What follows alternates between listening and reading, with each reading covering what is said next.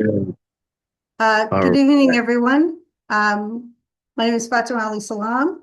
This is the first Greater Mattapan Neighborhood Council monthly meeting for January 5th, 2026. Happy New Year, everyone.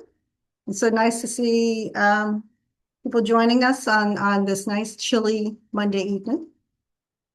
Hey, look at the little claps in the air there going up the screen. Um, our first thing we're going to start off with is Yionel Jean. He is the current president the new president of our Mattapan Square Main Streets Board. I don't know how many people have much understanding of how the Main Streets boards operate.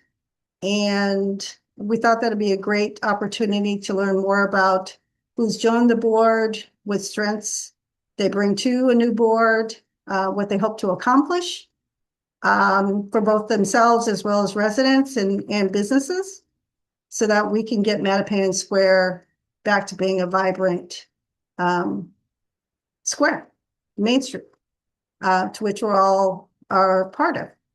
So without much ado, I want to invite Yionel if he's ready to come on screen. Yionel, come on, unmute yourself.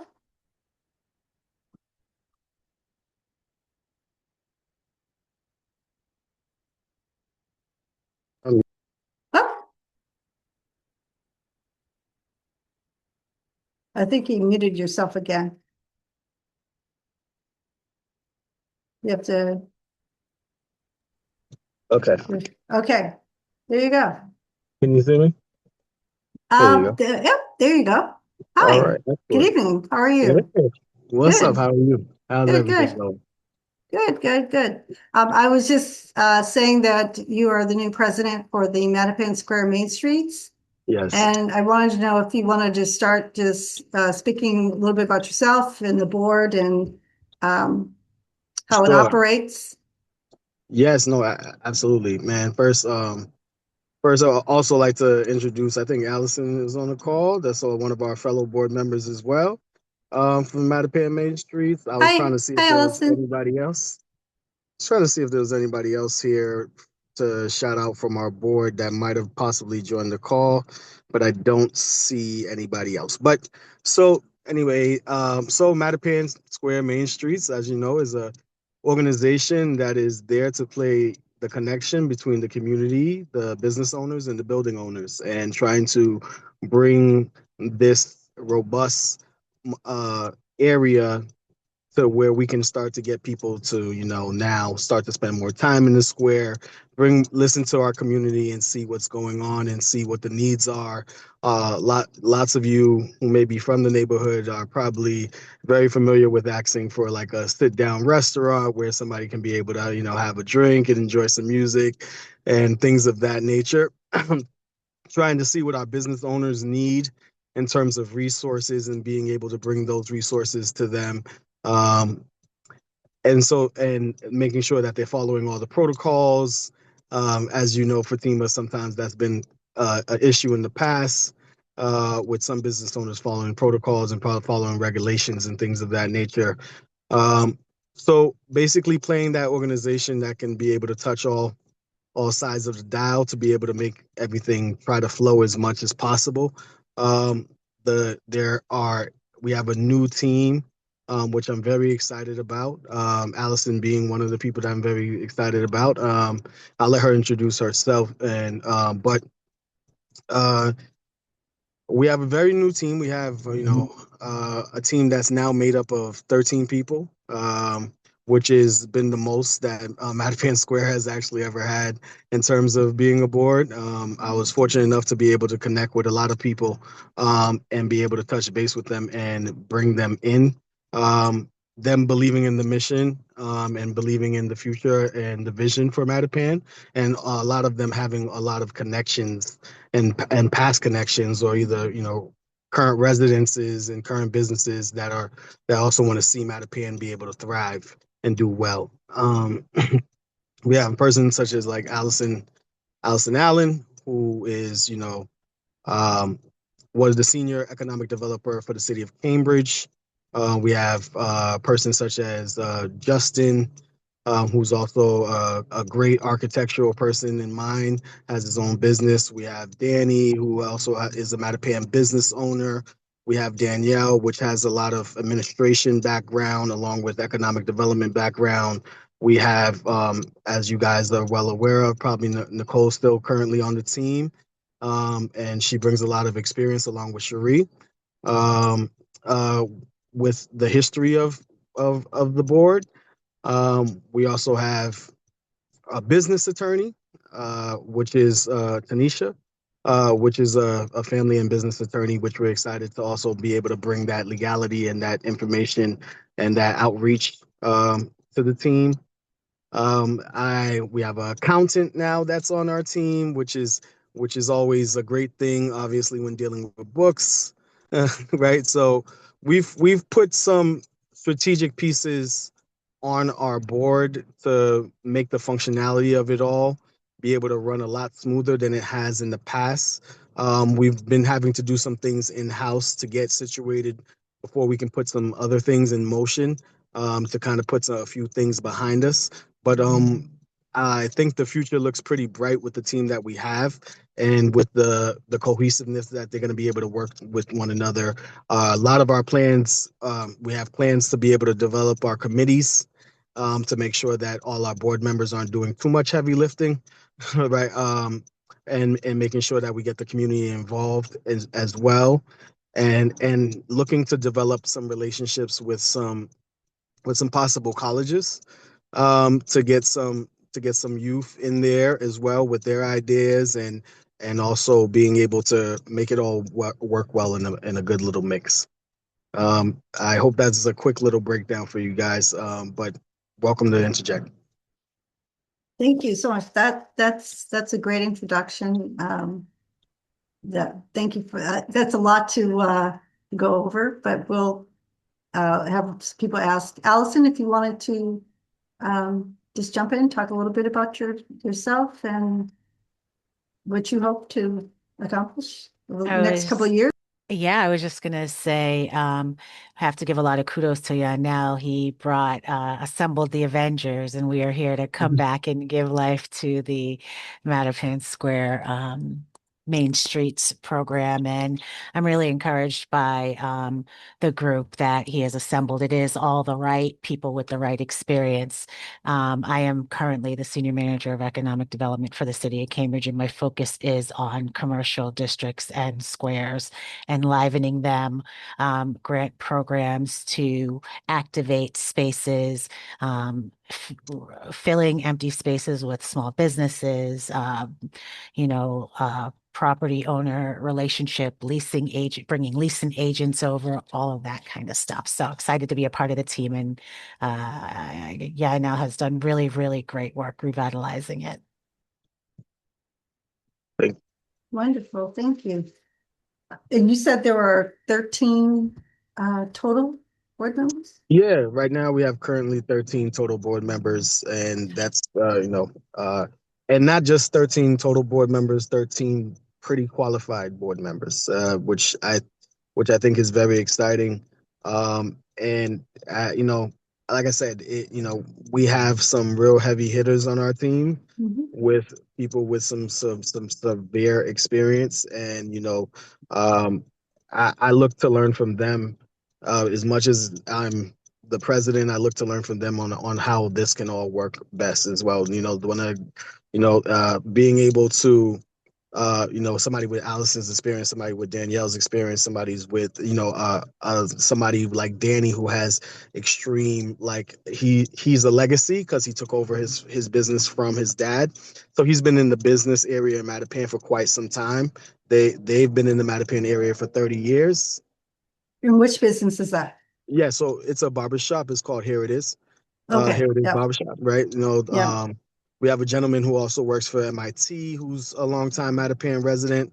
And so therefore we have some people with some great connections, some great network, and some good experience. So I'm very excited about what the future could look like for us, and bringing it all together to try to bring it to our neighborhood. Okay. especially as we are poised for redevelopment. It's very important to be active. Right. One question that I have is, well, two. One, what would your board be opening to monthly, having a representative from the main streets come and give an update about what's going on the main streets? What do you want to have residents to know and be aware of? Just so that we're always aligned. Because the GMNC board has always wanted to make sure that it's aligned with what's going on locally with our main streets. And as this is an opportunity, beginning of a new year, new board, and like you said, there's so much redevelopment and things going on. We want to make sure that we're all have both oars in the water at the same time, moving forward, not just fluttering about in the pool. Sure. I believe that's something that we can definitely take back to the board and get you an answer on. But I Right. think it's favorable. But Right. I can't speak until we all speak. So. Oh, no. What I mean is Yeah, having somebody yeah, to make sure, and vice versa. However that both works out, so that we make sure that everybody has the same information, and yeah, we're all working together, because there yeah, is just so much going on, right? a There's lot. just so Yeah, much going yeah, on. So yeah, we're absolutely. gonna open up the floor and find out if I don't know if there's a Yeah, I was questions just in going the to add that chat. we are building the structures, systems, processes for all of the work. And so, yeah, I agree with you. I know we will absolutely add it and bring it back to the group. Oh, great. Um, there's a question, David Halbert. Are you all engaging with learning from other main streets around the city? Yes, actually. So, I just was in contact with one of the chairmen that are from another main streets, and their main streets tends to do pretty well. They're actually our longest main streets in existence, Rosendale. Okay, So we will be setting up some time to sit down and talk and be able to overview some things that they've done that maybe has been successful, that we might want to try to take back and steal to our neighborhood of Mattapan. Right. So, right, right. but they're pretty successful. They're the longest main streets in existence, and we're the youngest. So, Right. I think we stand to be able to learn from them. Mhm. And I see no reason why we shouldn't. So, Right. I think David Venter has a question, and then there's a question in the chat. David, do you want to unmute, ask your question? I'm so sorry. No So, problem. no, I'm so sorry. So, first of all, what I have to say, I love it. I love you guys' energy. I yeah, love that you're starting this. Being a thank you. resident in Mattapan for over 50 years, Hey, all right, David. okay, All right. and having left and come back. Yeah. When we came to Mattapan, we had doctors, lawyers, we had supermarkets, we had everything that you could ever imagine, right? Something happened. Yeah. All right. Right now, having moving back up here because my father died and I had to buy the family house, this area is so downtrodden. Mhm. I can't even believe what has happened. And I think we need vision. I will tell you that there was main streets back then. I don't think that we necessarily have to recreate the wheel. But my concern is that the businesses that are in Mattapan are not functioning and are not necessarily benefiting the community and what I Right. remember. In addition to that, there's now going to be a lot of development. And if we're not leading the conversation and having a vision of what we know and what we think it could look like, we are going to be trampled on. Because right now they're coming, right, with gentrification. And so I think with all of this, it's great what you're doing, but we need to have a really strong vision and support into what that vision is going to look like. I can tell you right now, Mattapan Square is disgusting. I can't go to that CVS to pick up medication. I have to go somewhere else. We've got to do something. This is kitchen table talk right now, right? It's kitchen table talk. But we are past the point of exploring. We need to put stuff down in writing and paper and have a vision and have what it is that we need to do because they're coming. And so what I'm saying is, I hear you. I think it's great and I think it's wonderful, but we have to put plan in action. Yeah.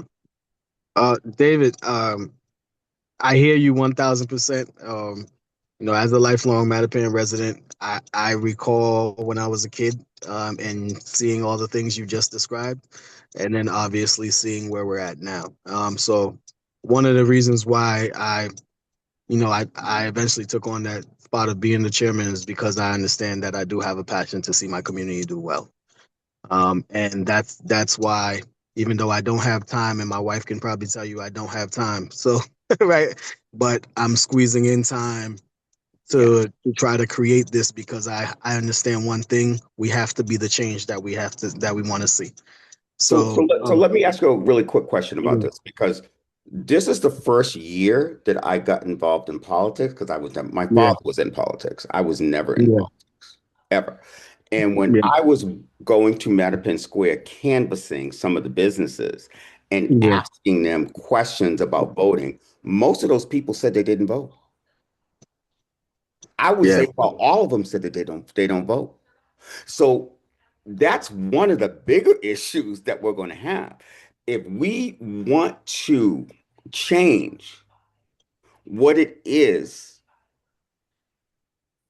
that we are, but a lot of these folks, whether they're immigrants or not, I don't know. I don't really care. But my point is that when I talk to people and they say, I don't vote, what are we going to do about that? yeah.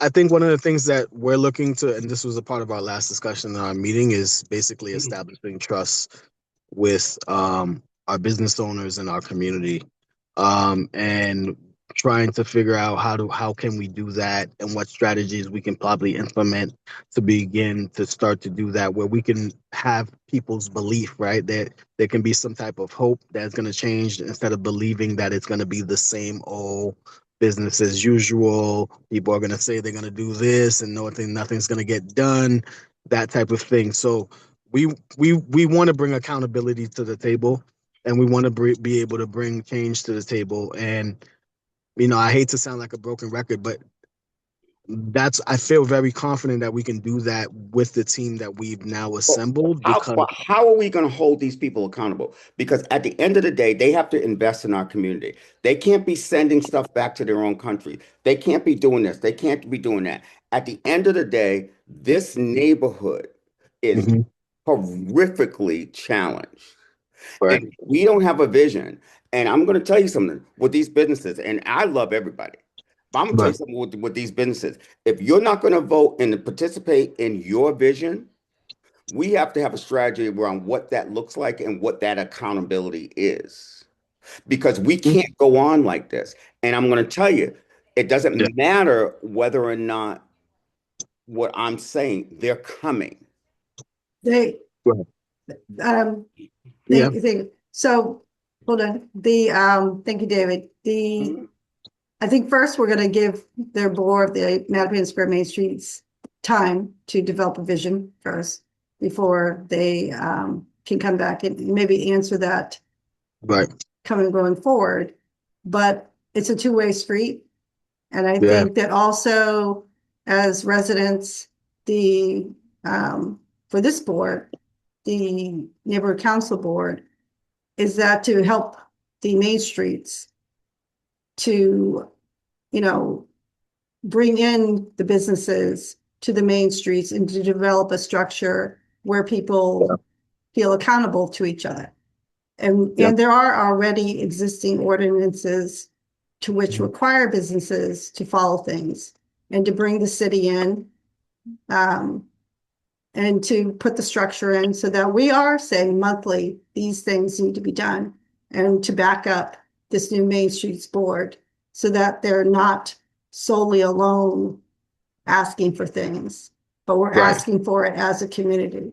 Yeah. And vice versa. And vice Right. versa. Yeah. Right. But what Right. I want to say to you is that I'm on board. And Mhm. I love the fact that there are young people and people like you that are trying to make change. I get all of that. But right now, we're under assault because I'm being told by the people that be that we're underdeveloped. And if we don't have A vision. a vision or we don't have, if we're not part of the conversation that what's Mhm. coming, Right. we're going to end up like the South End.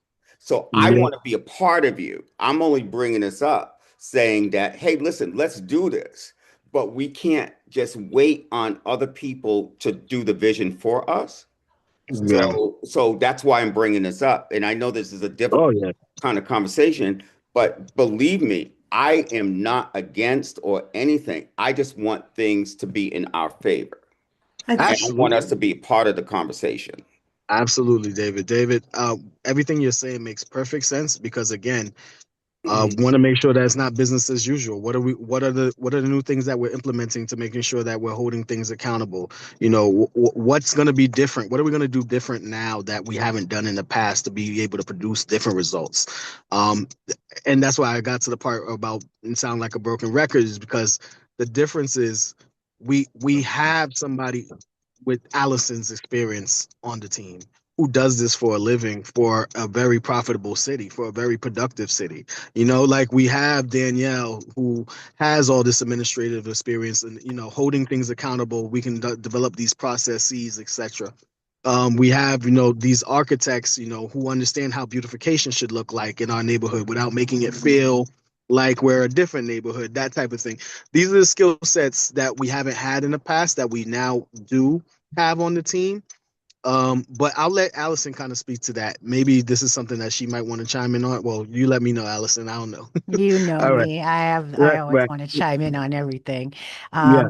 David, what you're talking about is community cohesion, and the Mattapan Square, Main Streets is not the only player in that. It is all of us. It is the Greater Mattapan Neighborhood Council. It's everybody and all things. And yes, what you're talking about is rebuilding the community of Mattapan Square and for everybody in it to see themselves and feel a part of it and belong to it. I have a little bit more of a rose color glasses view of Mattapan Square. We are the cultural heart of Boston. There is no other area in the city that has the culture, the depth of the culture that we have. We have beautiful views of the Blue Hills. We have the most green space in any neighborhood of the city. If you ask me, it's the nicest. We also have some of the nicest homes with yards. So there, yes, the community is different than when I grew up 20 years ago. But I Yeah. also see a whole lot of opportunity, and we all will have to align around it in order to make people feel belonging. That's how you change them. That's how you get them to vote. People don't vote because they don't believe their vote matters. And you know what? I'll save my editorializing for another time. But you have to feel connected to something in order to take action. And this is the beginning of that. One of the first things we will do, is go door to door with the businesses. We need to take an inventory and see who exists. And that's the beginning of relationship building. We have a large obstacle to get over with the fact that the board has had some time inactive, right? So Right. there's that. We can't knock on their door, say we're here, and how come you didn't vote for XYZ? Like it's going to take a lot more massaging of the relationships, but this is how we do it. So I appreciate your comment. Thank you. One thing that is part of maybe a response for David is that the GMNC board, we wrote a response to the city's Blue Hill Avenue Transportation Action Plan. And where we saw things to which we could enact in order to bring it forward in order to drive business from Mattapan Square on Blue Hill Avenue all the way up and through, all the way straight down, right? And we view Blue Hill Avenue as the Black Wall Street, the Black diaspora of Wall Street, quite frankly. And there's no reason that you can't do it, because if we do it, it will help uplift the entire city, quite frankly. And it will address not only the inequities, but it also will go and envelope the arts and culture. You can get people who are artisans working directly. If you want to get people employed, you can get people employed in the arts directly in the physical infrastructure, right, of Blue Hill Avenue. And not only depending upon the monies coming from the city, but also from private estate, et cetera, everywhere. But but it has to come from us, right? Because we have to learn from experience. And our experience is that we, as you said, yeah, and also aptly, we have to be the drivers of our change, right? No, that's if we really want Mattapan Square and all of Mattapan to move forward. So we're going to want to make sure. I think there are some. There is. Elle said. Mahani said she'd like to see more at the neighborhood level to start building community among neighbors. She would want to see these changes start by Mattapan, where we know who our neighbors are across the street from us. Absolutely. This River Street Civic Society helps disseminate information to neighbors, et cetera, and those efforts that help our street get to know each other. Absolutely. The JMC, we have, we couldn't do it this year, but this coming up year, there will be what we call gratitude events. And as those come for people to get involved. Patricia Whitehead, business inventory should be number one, as Allison had stated. She should be able to turn over dollars in your own neighborhood. Absolutely. Barbara Crislow asked when there was a board, or stated when there was a board of trade, some of the New Yorkers did not make time to attend meetings that would benefit them. Not at noon or 6 p.m. when most were closing. The lack of a business meetings was the downfall of a strong business. Stu Rosenberg was the organizer and saw the lack of togetherness in the square and the voice of City Hall. Cafe Giuseppe, Denise, how can a Mattapan business gain inclusion in the Mattapan Main Streets if the business is beyond Babson Streets? That's a good question. I was looking at the map. I responded to that question. When you say beyond Babson Street, isn't it on Babson? Because Babson all the way. No, beyond Babson. So Cafe Juice Up, main business in Mattapan. Oh no, right I love Cafe Juice right, Up. but that's at Wellington Hill. Oh, so that's beyond. That's what it's considered. Got you. Right. Yeah. So the question is, well, this is in my view, this is why I bring up about the Blue Hill Avenue effort is because if you can drive the business from Mattapan Square upward, you actually can include, is there a way to lasso in the businesses, in one big swoop, regardless if you are in the square or not? Well, I don't know if that's a question for Allison. I don't know what that looks like, but let me just take a quick stab and then an attempt, and then I can jump in. And Denise, Denise is here. If she asked the question. I'm here. Oh, good. Good evening, everybody. Hey, Hi. Hey, congratulations, by the way. What did you say? Congratulations on your presidency. Thank you so much, Denise. I appreciate that. Yes. So if you look at the plan for Mattapan, the one that's about the new zoning, they and I just had it open and I think I closed it. I can put it in the chat. They include Don't what's worry, we known. know that You very know the well. plan, right? So Yeah. it's not just so Mattapan Square, especially as you're talking in terms of like main streets and commercial districts. Um, Blue Hill Ave is the commercial corridor. Mattapan Square is probably closest identified by all those businesses at River Street and Blue Hill Ave. But that's not the district. The district is, I mean, there are, The let zoning me district goes all the way up to Morton Street. exactly. And That's not where only it that, goes. but even when in terms of businesses in Cambridge, there's a business that's in between Main Central Square and Kendall Square. And they're like, okay, what business association should I join? Or which business group? Both. Mm. Both. You want the benefit of every single group that you can gain access to. And so I would say absolutely I consider you a part of Mattapan Square, a business of Mattapan Square. Thank And we you. define that. So we Yeah. say it. Yes, y'all know? Yeah, we No, agree. I was just gonna, yes, we agree. I was also gonna say there has been some talks in terms of of being very clear about expanding main streets past just Mattapan Square. That's in the talks. I'm not exactly sure how far that conversation has gone, but I know that that has been something that has come up and that it's being observed.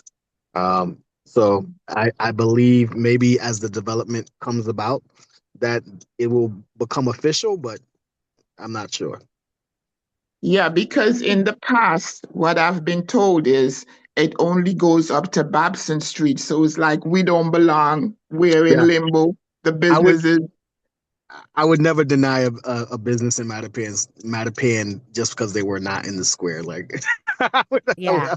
I would I'm, never do that. Like and we're I don't know if that's on if I can do that, I cannot do that, but just intuitively I would not do that. Like yeah, and just thinking about some of yeah, the things that might put limits on that for us is like funding that we get from the city, but I don't even yeah, know that they define the squares that specifically they also want to have like um all businesses supported. So I can imagine that. But to that point, what you're saying is that, which is great, but one of the things that we are not talking about is that most of the development, because I've been told, and Fatima knows this because we've been on calls and what's happening in my neighborhood, they're saying that we're underdeveloped. But one of the things I think that we need to focus on too is that most of the people working in Mattapan, Hyde Park, and Rosendale are white. They are not people that look like us.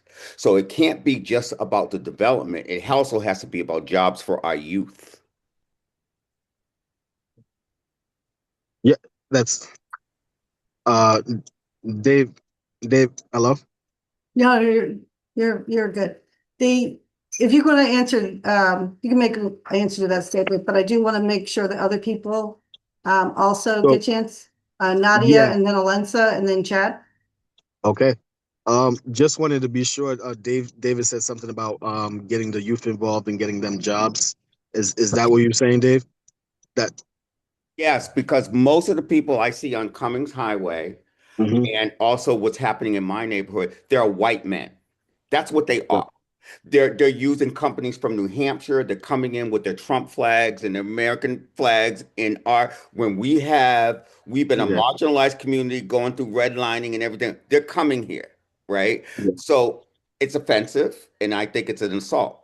At the end of the day, we also need to think about partnerships with high schools and trade schools and vocational Yeah. schools and thinking about how we could, because I have an autistic son that can use a Dave, job, right? So I'm thinking about that Dave, it's not just about development. I know you know. I can see no. it in your eyes. I can see Yeah, it in yeah. your eyes. I Yeah, know you know. no, I feel like you were a part of our last meeting. That's how I feel because this is also something I brought up at our last meeting. Like, David, you got somebody listening on our meetings or something like, what's going on? Because no, seriously, that was also some one of the things that we discussed at our last meetings is trying to see if we can align with some programs programs for the youth to be able to create some shadows for these businesses, youth getting involved with these businesses, looking at, those who already have the structures in place with the youth and building partnerships with them to try to see if we can be able to get those youth in some businesses. So, and trades obviously being the fact that it's at a deficit is definitely something that's on our mind as one of those possible things to get youth to start to shadow in and things of that nature to help that development. But yes, that was actually a part of our business. Our meeting agenda last. So that's why I was like, Dave, it seems like you're hitting all the points that we just talked about at our last meeting. So, but yes, so I just wanted to address that. I agree with you, Dave, 1000%, and that is also on the radar. Thank you. I want to make sure I get to, we have two more questions before we move on to the next topic. Nadia and then Valenza. Yes. Hi, everyone. Sorry, I'm off camera because I'm in transit right now. But I, as a lifelong, Mattapan resident and also a former member of the Main Streets Board, I'm really excited to see Yionel come in and take on the presidency, along with the rebuilding of the board and the new blood that's on there. Like I said, I've been a lifelong resident, and I've seen all the things that people have mentioned in the past, all the growing businesses. I remember when Brigham was in the square, when I used to go and buy my, cassette tapes. I'm dating myself back in the day in the square and do all the things, a lot of my shopping, and my parents did as well. And then, currently, I'm raising my family in Mattapan and own properties in Mattapan. So I want to see it succeed. I just think, like Yionel was saying, we just didn't have the, what we needed on the board to do the things that we needed to do. And after, much time, giving my time to try to make things happen, I was like, I have to bring my time elsewhere. But as I told Yionel, I'm always ready to jump in where I need we're to gonna jump put her in. on a committee, so don't worry. Wherever. She says she's willing. I just couldn't give that the full capacity as as in the past, but I'm excited for this new blood and for what's to come, and all the things that people have mentioned here, the jobs, engaging the youth, getting people involved. I used to drag my kids to everything, and that was going on or whatever, and making sure that they're involved and that they know that this is their community and they need to raise their voice when something is going on. And I always tell people who I know who live in this area, come to this, come to that. I think it's just hard because we see the same people at the same things all the time, and not the new people and the other people who really should be involved in mattering, young families, young people who are going to be here and need to get involved. And so just, my thought was always trying to figure out new ways to engage that new young blood that, that it really needs to be, putting their print on a lot of the things that are happening and that are to come in the future. Because yes, like someone said, they're coming, and we got to make sure that we have like a game plan, and that we know that we should be chiming in on any of these things that happen. It's like, we had many meetings all the time. You never see people come out. You try to engage, you try to knock on doors, you try to do the things. So just hopefully we can, each person can bring their group of folks and try to get this new contingent of folks involved in what we have coming for the future, because I do believe that the potential is there. I have rose-colored glasses about Mattapan too, and think that it's going to be awesome if we can all just get engaged and really get involved. But so yeah, so that's just my 2 cents about all the stuff that's going on. So yeah. Thank you, Nadia. That's great. Again, I think everyone's looking forward to, boots on the ground. Yeah, we've seen a lot of that lately. Right. Go. There was Patrice Jean-Baptiste asked, she'd love to know if Main Streets is working with DCR on the safety and beautification at the end of the DCR path in Mattapan. If Patrice, are you? Oh, there you are. Are you talking about at beginning at near Edgewater?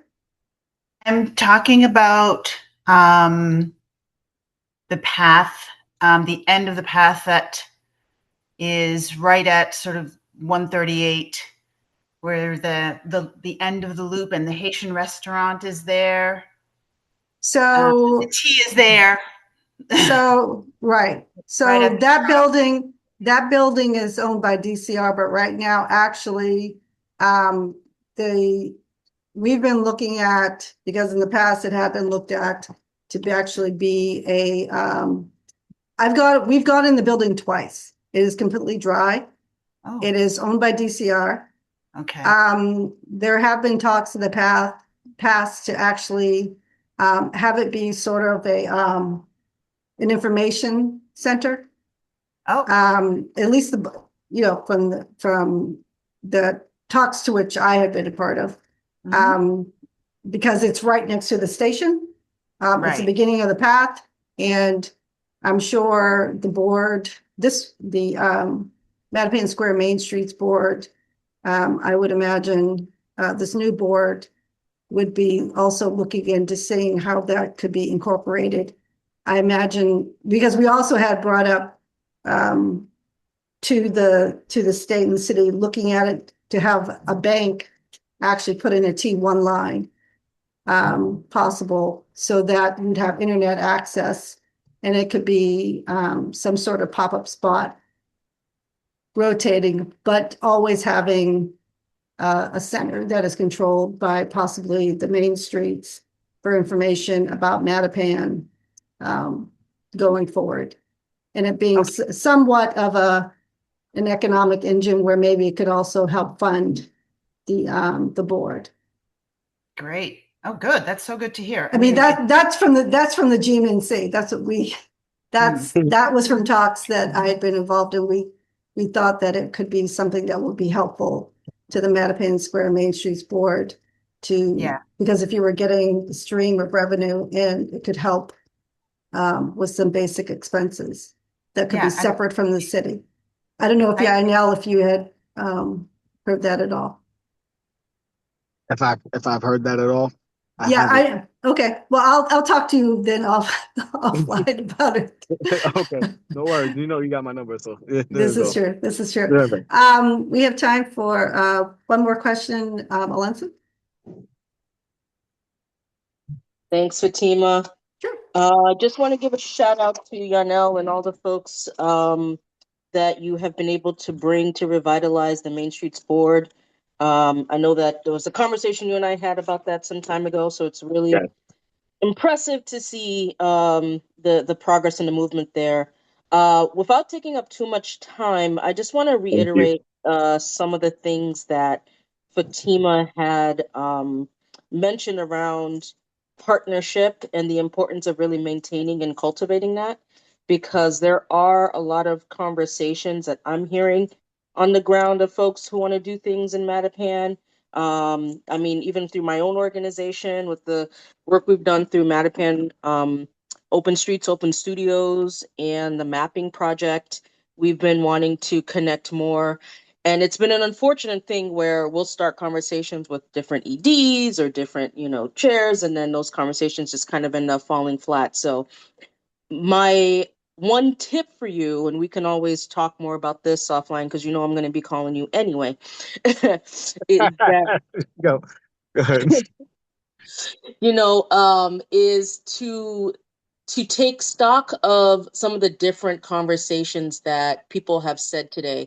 Some of the questions are definitely beyond the scope of Main Streets, but they are part of a broader set of issues and concerns. And I think that's what David was getting at, is that they're part of a broader issues of concerns that through collective partnership, we can have different groups that are tackling these different things to help make a uniform collective campaign strategy, not just on the square, but also outside of the square. Because as someone who's done consulting from Main Streets in the past, I used to help organize the trolley tours, if folks remember that.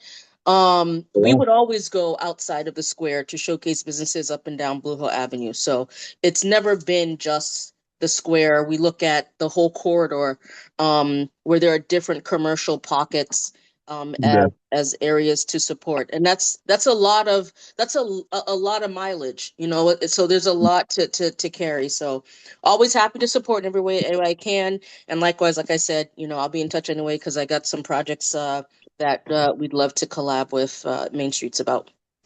No, I look forward to it. I look forward to it. Absolutely.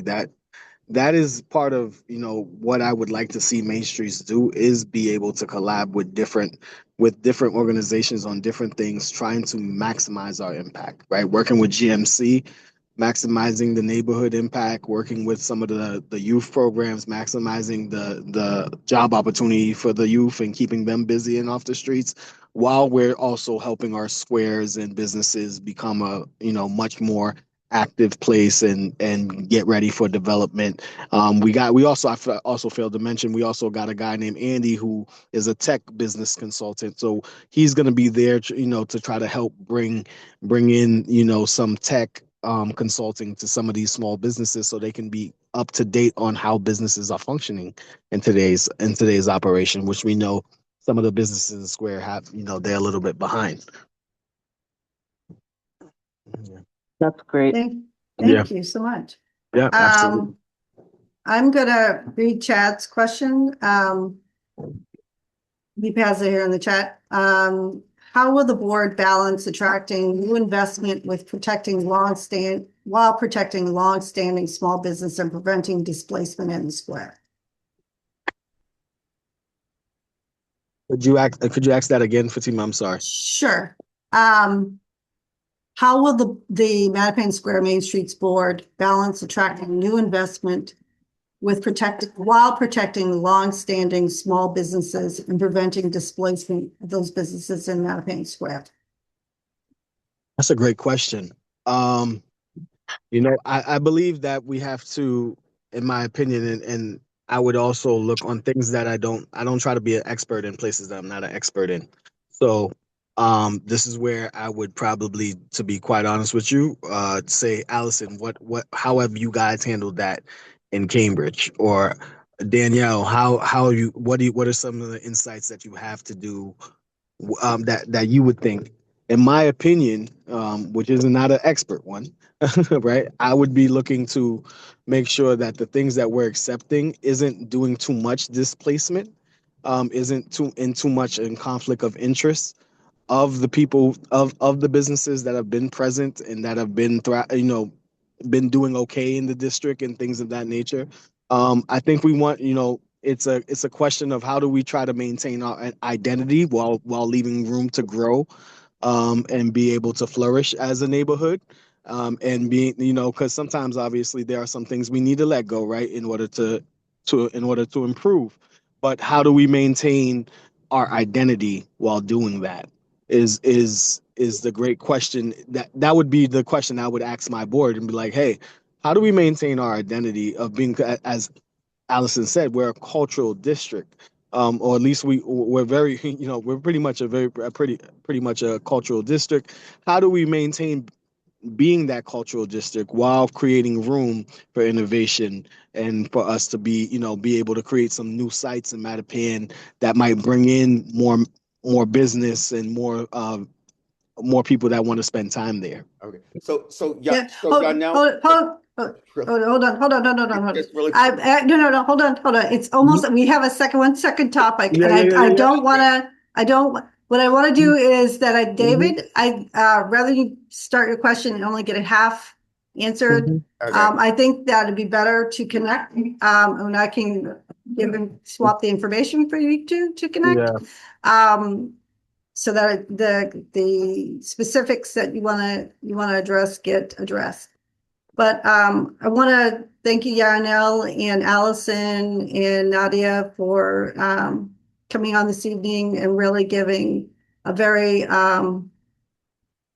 wonderful introduction to the new board. And we look forward to working with you and collectively moving forward. Yeah. So No, absolutely. Thanks for having us. No, well, thanks you for accepting on a Monday evening. Right? So thank you so much. Appreciate you. All right. Second And second topic that we have this evening is, I'm not sure if everyone has, those who are homeowners in our audience here, if everyone has received their beginning, their first tax bill, if they've seen it yet. And there, as we all know, there's been plenty of talk about what that would look like or could look like. And in order to address some of the anxiety for people, thought it would be good to help people who are owner occupants first, because most people who live in Mattapan, if you do own a home, and you more than likely do live in that home. And there is something in the city of Boston called an abatement process for those people who own or owner occupied homes. And so I wanted to walk you through what that process is, but also to be aware of dates that are there, but also to be, if you are denied an abatement, what the process is so that you can appeal, which is very important.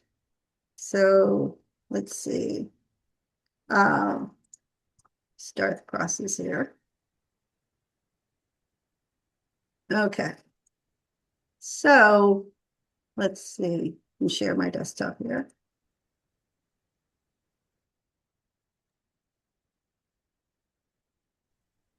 Oops. Hold on. Okay. All right. Let's hide moving controls and all these other things. All right. So everyone knows here, I think we have the property tax. So if you go to the assessing department here in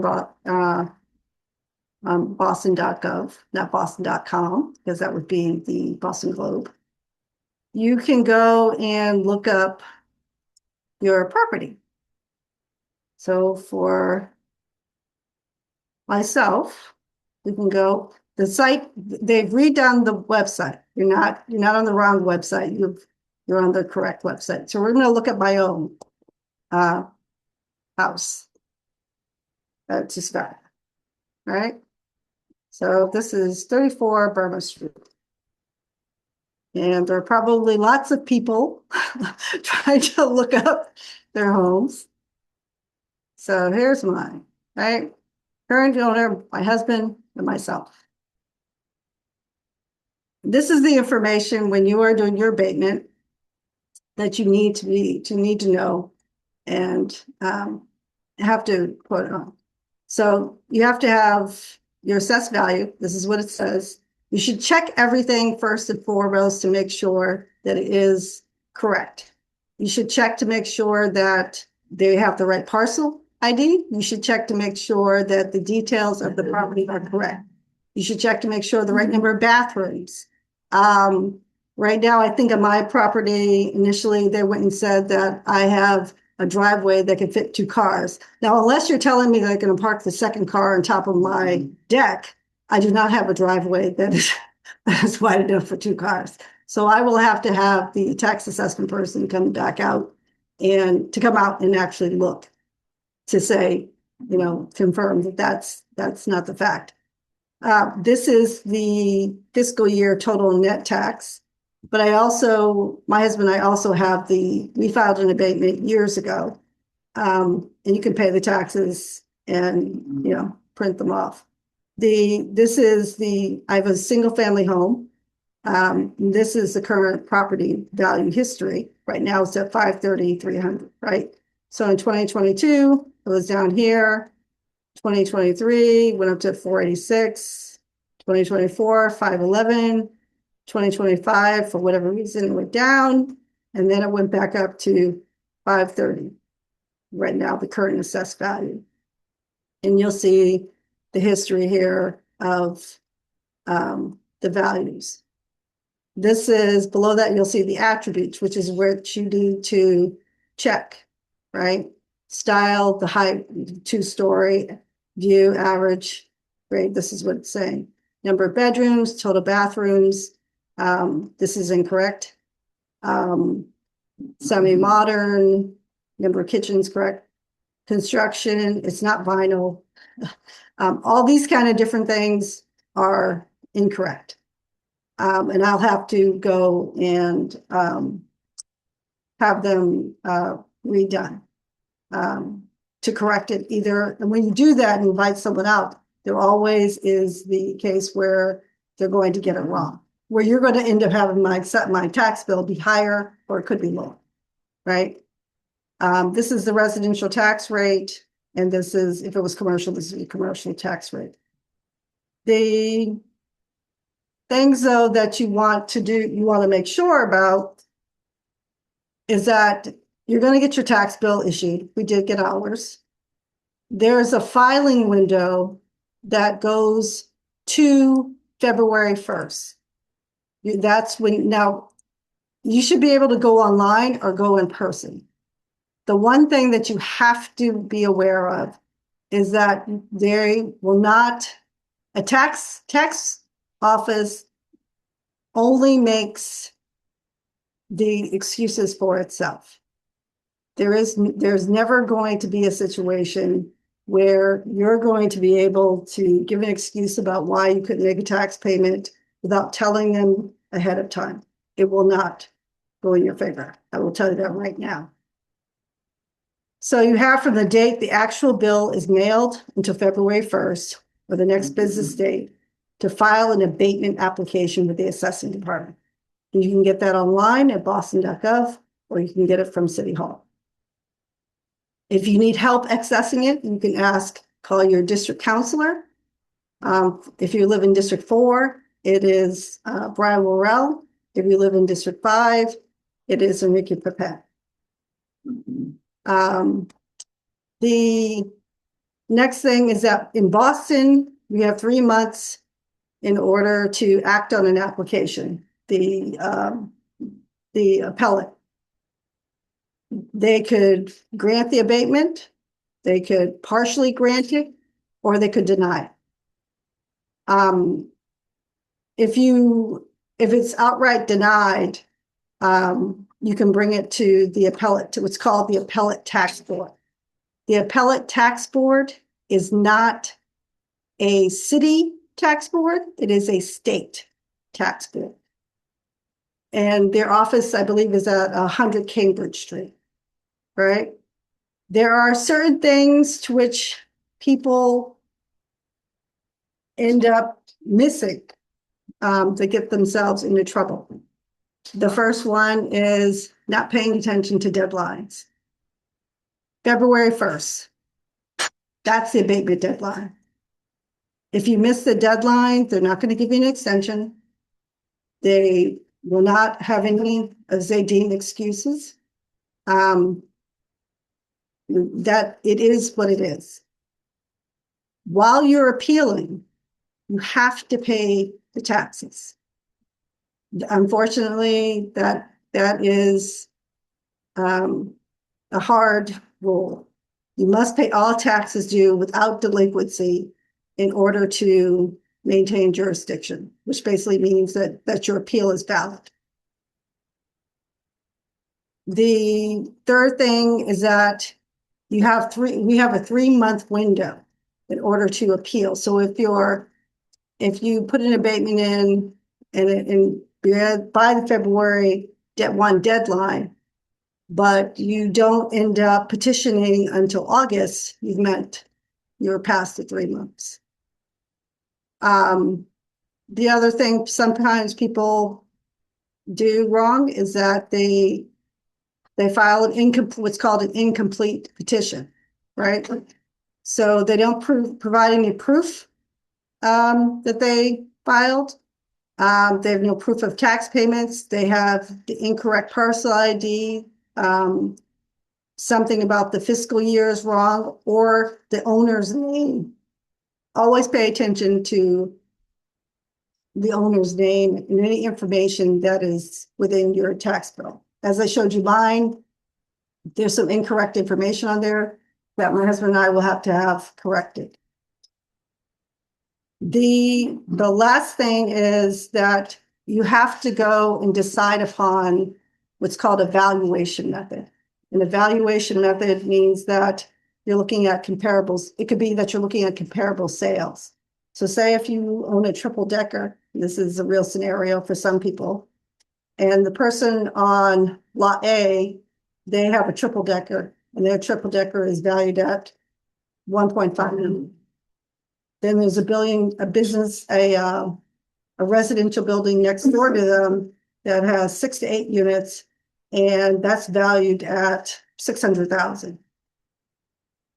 What are the comparable butters to those properties in order to go and say what your property should be worth? Another approach is what's called an income approach, whether or not the property actually is bringing in incomes, you need rentals, etc. The cost approach is one that's built upon new construction and what that cost.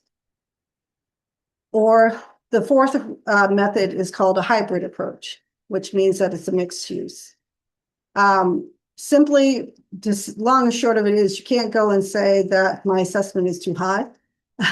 That will not go well for you to do your petition. We do have a document that is a checklist, and I'm going to post it on the website for people to be able to go down and say, yes, I did this, I did this, I did this, with dates, so that you you can make sure that you actually have done whatever steps you need to do. If you are a homeowner and you live in an owner-occupied home, and you need to file an abatement. And just in case, for whatever reason, it's denied, you can actually go through the appellate process and realize that you don't have to hire a lawyer in order to do so. I don't know if there are any questions anyone has about it.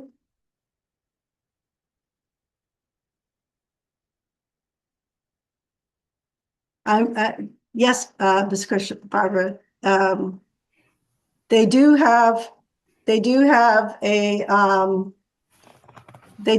lot of information on the boston.gov website. The reason that I'm doing this tonight is that for a lot of people, it is difficult to navigate websites and to, read every page and feel like you have a good handle on what should be and what shouldn't be. The one thing I can say is that whatever I've read, I plan on keeping up to date with it. As I said, I am fortunate to own my own home, and there will be updates that have to be corrected. I'm sure they will be glad to give me a higher tax bill than I have, but I will file an abatement, so that will be for sure. Yes, Chad, you have a question? Ooh, several, but I'm just thinking of what's just consider, even when I consider my own situation here. Um, hmm. Do you have a question about abatement? Yeah, it's really about like it's in regards to equity and rising assessments, right? So, all But right. for right now, so unfortunately in our community, Mm-hmm. one of the things and this has to do with the overall tax conversation, Mm-hmm. discussion, is that in certain communities, the tax assessments are rising higher because you do have more triple deckers. Triple deckers in particular, if you look at what the assessments are, most, at least what I see, and that's for this tax year, they're over $1 million, right? They're regardless of the state in which they're at, most are assessed at over $1 million. Mm-hmm. Even if right next door, there may be a building with more units. It's not being assessed at the same rate, right? So that's when the appeal comes in, when you want to do an appeal as an owner occupant, particularly because in a building that's typically 6 to 8 units, there is not an owner occupant, right? Yeah. So the question is, why would a building that is not an owner occupant get the tax benefit of having a lower assessed value, but you have more units and are collecting rent, versus someone who may be an owner occupant of a triple decker that could be, themselves and family members and maybe one person who's not related to them? Why would that type of property be assessed at a higher value, right? So if we're talking about retaining families, which you want to do, right? We've been talking for years about protecting generational wealth.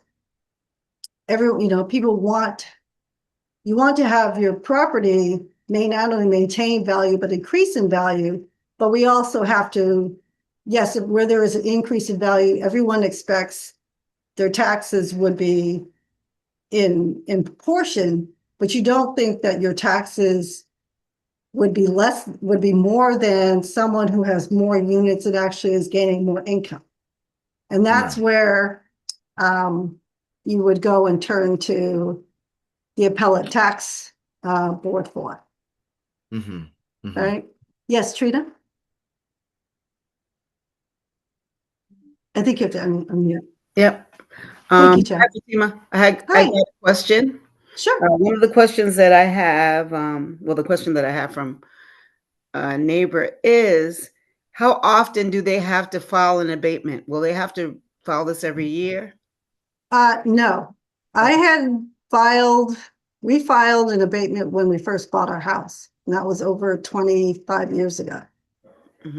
You do have to, there are cases though, you should always check, right? You should always check yearly to see whether or not you have to refile. I'm sure I have heard of cases where people, for whatever reasons, the assessment, there was something that was not correct, and therefore someone ended up having to pay more than they normally would have. But again, those should be appealed. But I would always check to see. But you shouldn't have to until there is another assessment, which is run saying, this is the latest assessment, and we're going to, before February 1st, file a new abatement request. Okay. All right. Yep. Thank you. Thank you very much. Sure. Thanks. Sure. Excuse me. Yes. Is there like any fees? There's 2 questions that you got to pay to file this abatement. And is there any reason why they would say you cannot file the abatement? If you don't live in the home, then because you're not a owner occupant, right? So the deadline for filing an abatement application is Monday, February 2nd, at midnight. All right. So let's see, how much are they saying it's this year? I will. But I could call City Hall and see if there's Yeah. They're usually the tax, there actually shouldn't be a fee for it, quite frankly. The taxes just keep going up, just like the house insurance. Every time. Right. Up every year. Right. But you should always know what your you should always be checking online what your home is being assessed at. You should always make sure that you have the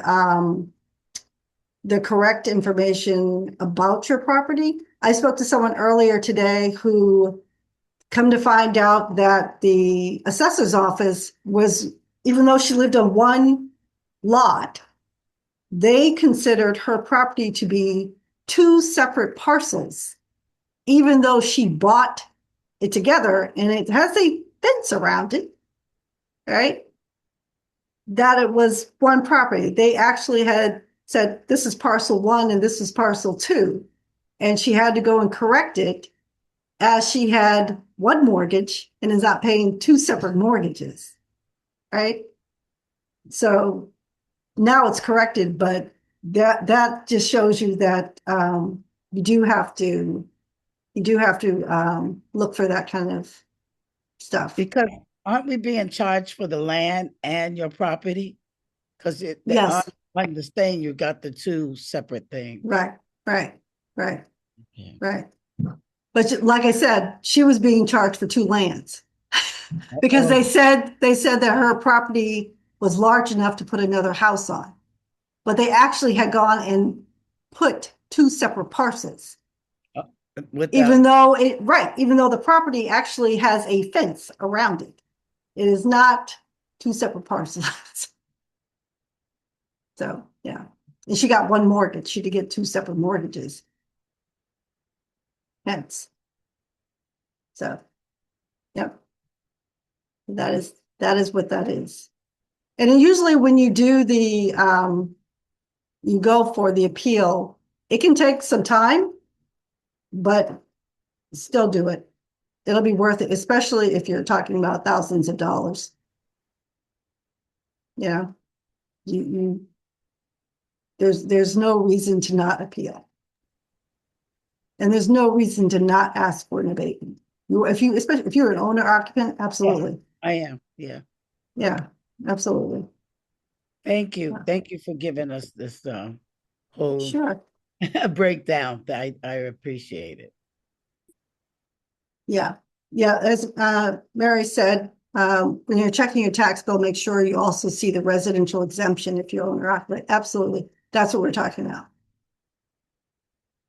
It's Seth said it's $100 to file for a home valued under $1 million.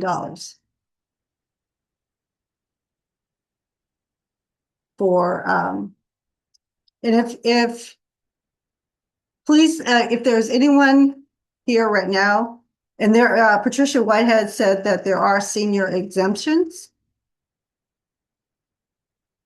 The city abatement is free. The appellate is not. It's only the state, not the city, though. It's free. Yes, correct. Thank you. Thank you, Seth. So, are there any other questions? No, thank you so much. You're welcome. You're welcome. Okay. I know that there are a lot because it was the inauguration. Yes, Terry. Hi, Fatima, everyone. Hi. Good to see you. Good to see you. Can you tell me how the exemptions work? My husband used to navigate that part of it, and I've been trying to navigate it since his passing. How, and I'm a senior. Do you live in the home you own? Yes. Okay. Is it a single, two, three? It's two family. It's a two family. Do you have a renter? Or is it I'm sorry? I think I lost you. Yeah, it's going in and out. I'm sorry. You said you have a renter? So your question was, do I have a rental? Renter? Yeah, yes. Okay. Oh, did she disappear?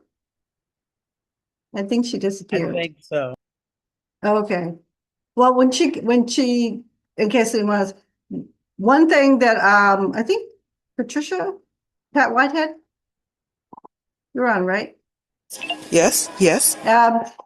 H Strong, are they offering assistance still with, the abatement process for seniors? With appointment, you need an advisor. Okay. Then that, rather than specifically, did she come back on? I'm here. No, Nateri. Oh, Nadine. Okay. Bye. No. Hi, do you want to unmute? Nateri?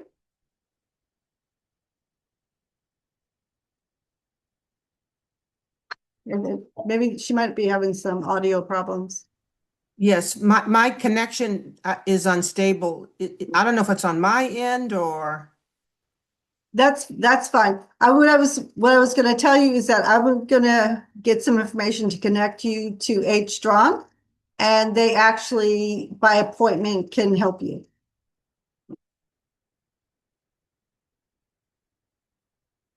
Will that work for you? I missed all of what you said because my connection was unstable and Okay. it kept going out. Can I call you offline? Yes, you may. Yes, you may. All right. Okay. The number in the chat. I will put it in the chat for you.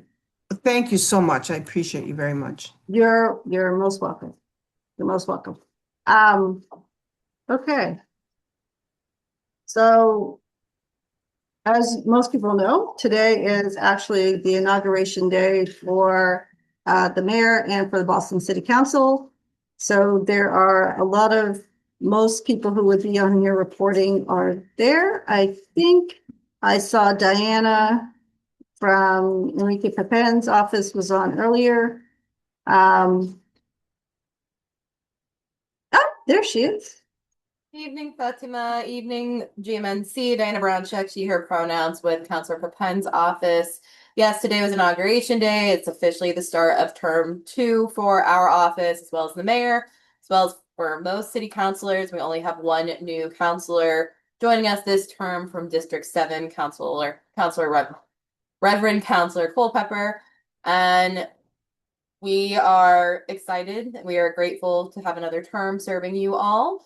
We are excited to continue the work that we started last term on transportation safety, affordable housing, as well as small business support. So really excited, and thank you, GMNC, for having the conversation first about Mattapan Main Streets. That's something that our office is definitely very helpful with. So I will definitely be connecting to Yionel, my apologies for mispronouncing that, and Allison later on.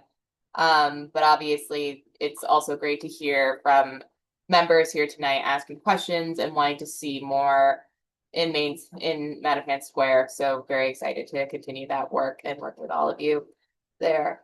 And some other personal news with the counselor. Baby number 3 was supposed to come last week. She's still cooking.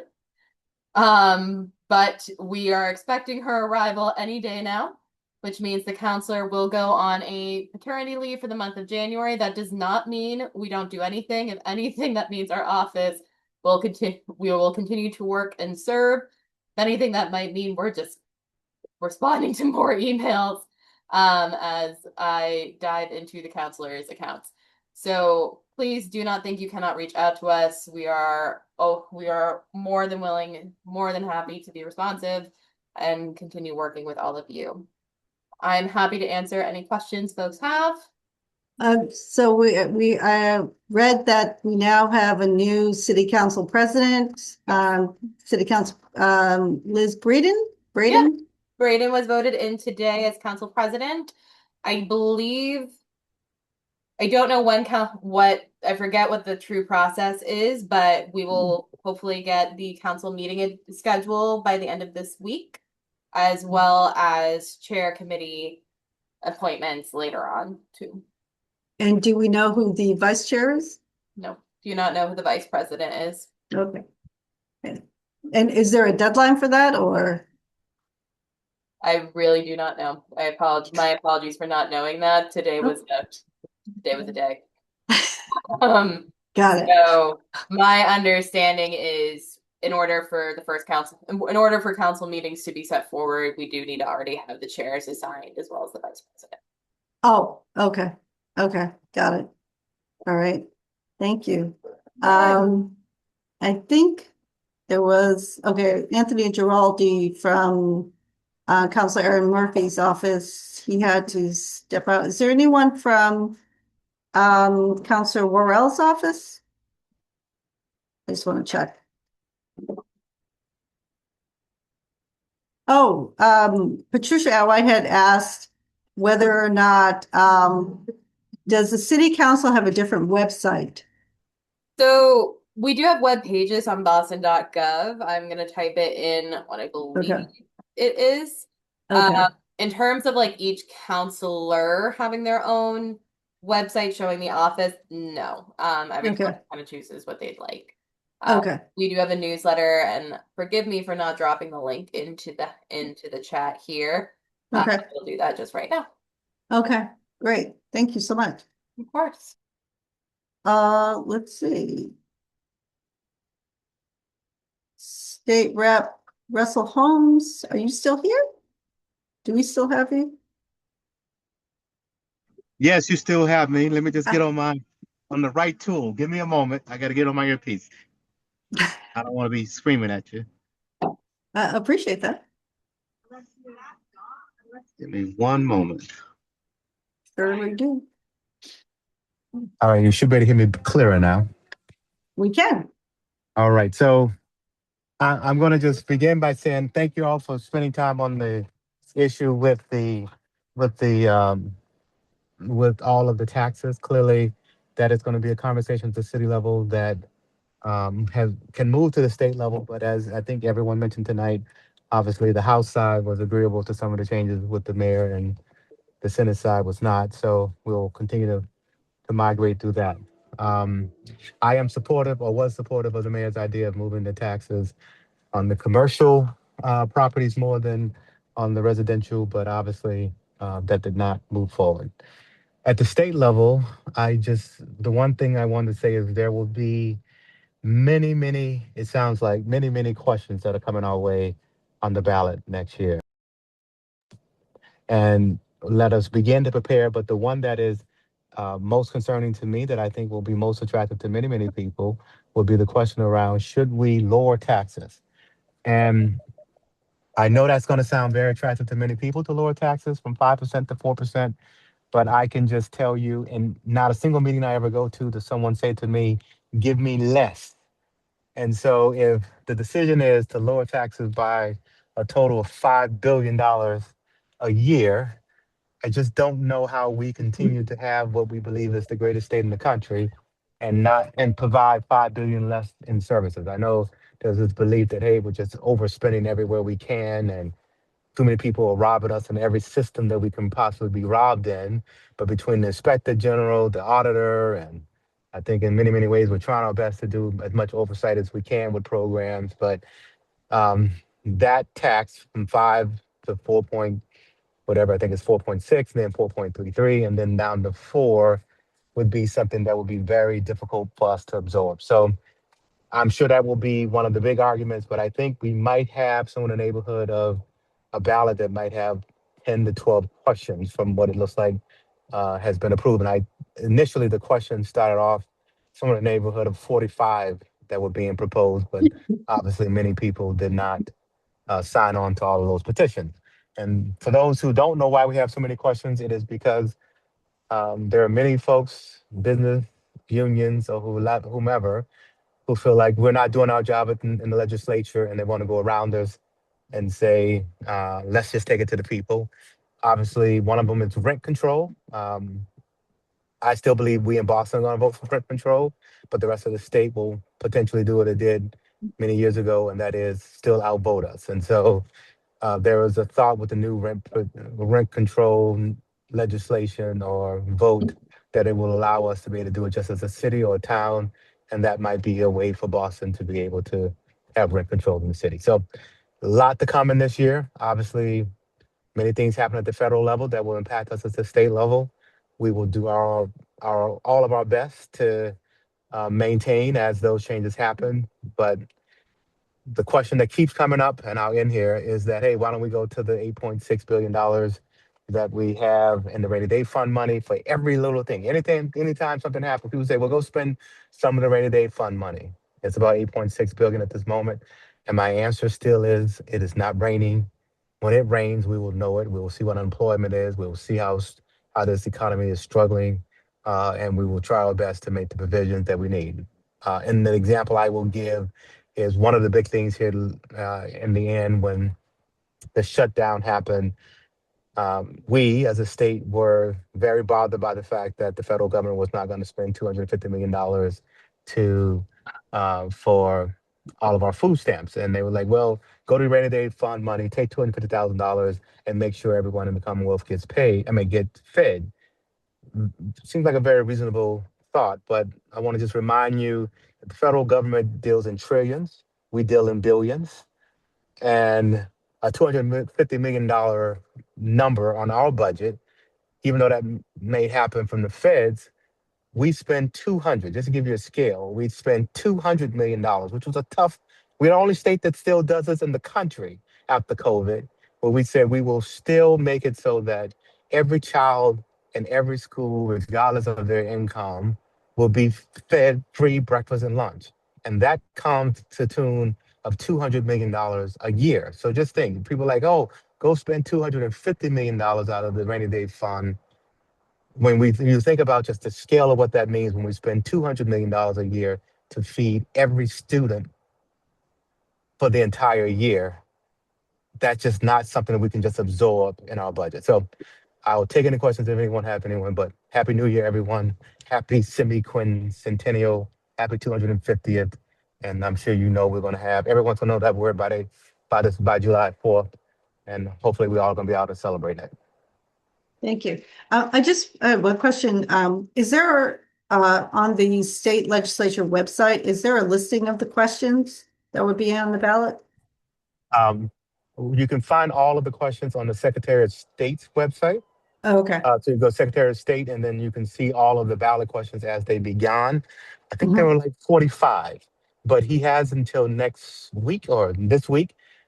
And then next week or so to certify the final stage of the signatures before they come back to the legislature. We have to then do something, make the decision whether or not we're going to move on those questions or not.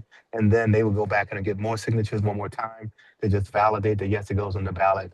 But I'm pretty sure it's like 12. And when I looked the other day, because I was looking just to see how many on the Secretary of State's website had made it, his team is not updating it yet. I think he's going to wait until the next date for all the folks who made the ballot or made that stage of the signatures, and then he will update that I'm hoping he will then update that these are the ones that have gotten to that stage, but he has not done that.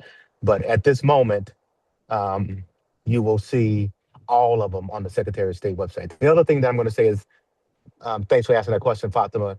A year and a half ago or so, we changed the gun laws in this state. So one of the questions that's going to surely be on the ballot is we changed the gun laws in this state, and we put it in the provision that normally the gun law was going to just go in place over, I forget when it was going to go active.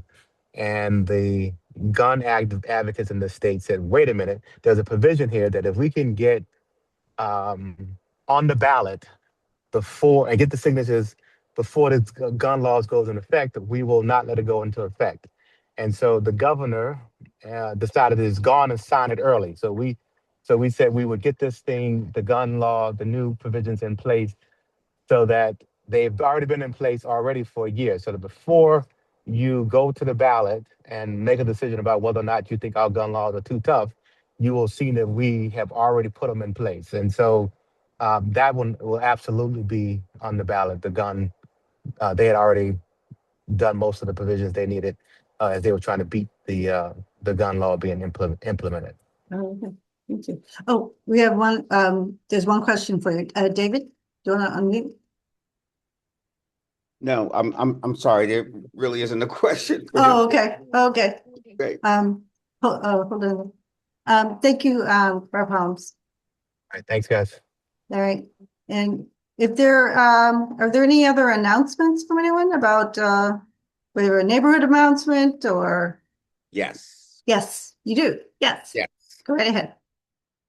Oh, you went on mute. I'm sorry.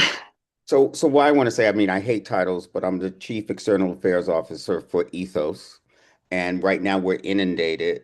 Don't forget our seniors, because our sole responsibility or our sole mission in our organization is to keep seniors or help seniors age in place. Because everybody knows that, if you age in a home or whatever, it's thousands and thousands of dollars.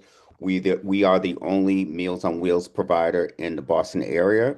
So what I want to say is we're inundated because with the changes of in Medicare, Medicaid, and also in SNAP benefits, reach out to me directly if you know somebody. I think my number is in the chat. If you know of someone who doesn't know how to maneuver or know how to um, update whatever it is the Trump administration is trying to do, I will directly help you or put you in touch with someone. We work with the Age Strong administration as well. So I'm here. I want to help. Also, let's not forget about their pets, right? So we definitely have funds for their pets as well. Those pets are family members. And so I'm offering that to everyone. Please, please, please don't forget our seniors. It's not just about the youth, it's also about them. They're lonely, they're trying to age in place. We're supporting caregivers.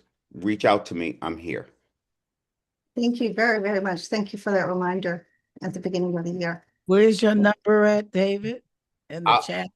I'll put it in right now. Also with the mortgage and everything, I'll put it in right now.